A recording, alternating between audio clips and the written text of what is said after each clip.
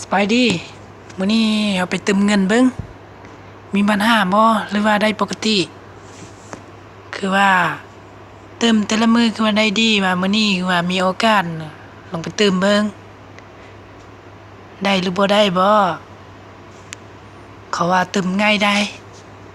แต่ว่าเอาไปเติมนี่เบิ่งคือได้หรือว่าบ่ได้โหลองไปเบิ่งเนาะ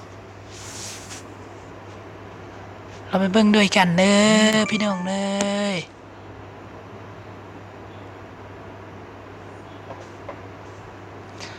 กำลังกดสอบอยู่เด้อ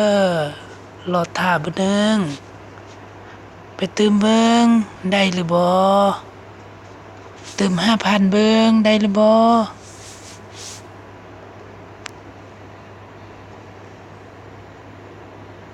ปึ๊ดเดียวแวบได้เลย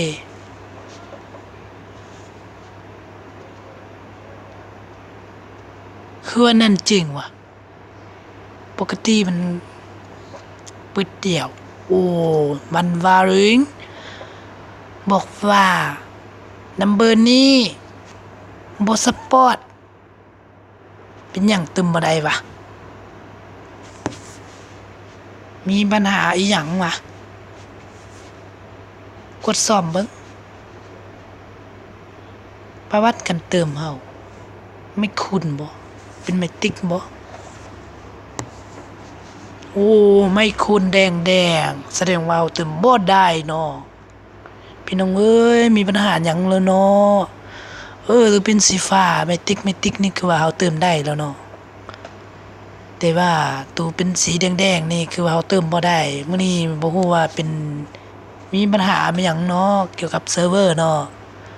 ไอ้ที่เขาเป็นจังใดแล้วเนาะคือว่าเติมบ่ได้เนาะ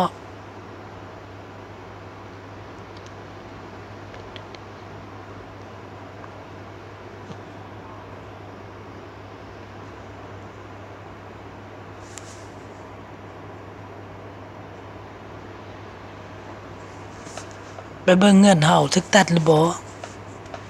ที่เฮากดไปไม่ผิดไหมคุณนั่นเงินเฮายังบ่ได้ตัดเป็น10,000คือเก่าแต่ว่าเป็นหยังวะมื้อนี้คือเฮาเติมบ่ได้วะ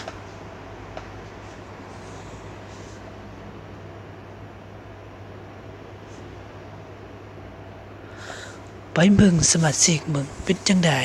สมาชิกตายใส่งานมีจักคนแล้วน้องโอ้ยมีได้2 คนว่ะ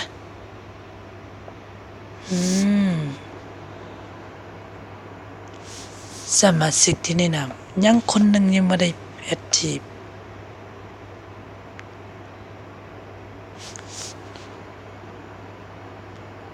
คือเขาไม่สนใจเลยมื้อนี้เขาเติมบัตรบ่ได้คัดคองว่ะ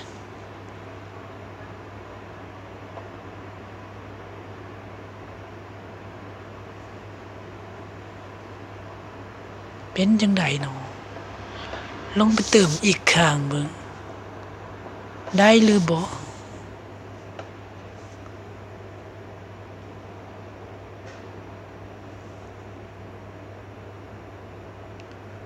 ระบบยังมีปัญหาบ่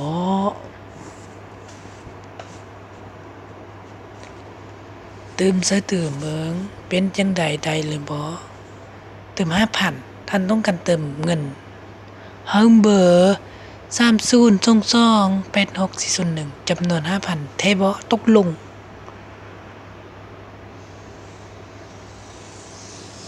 รอท่าเบิ่งเนาะจักหน่วยเป็นจังใดได้หรือหยัง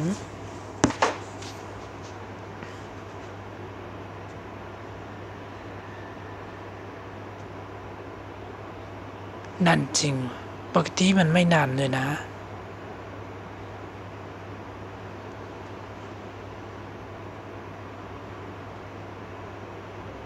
โอ้ยโดดใช่ไหมสงสัยบ่ได้แล้วเนาะว่าเร่ง21 target number is not support เป็นจังใดเนาะระบบเฮาเป็นแนวใดแล้วคือเติมเงินบ่ได้โอเคล็อกเอาต์มึงแล้วเข้าใหม่ รอท่าประมาณจักนาทีค่อยไปเข้าใหม่ มันจะได้หรือบ่มึงเขาเซตมาว่าจังใดรอท่า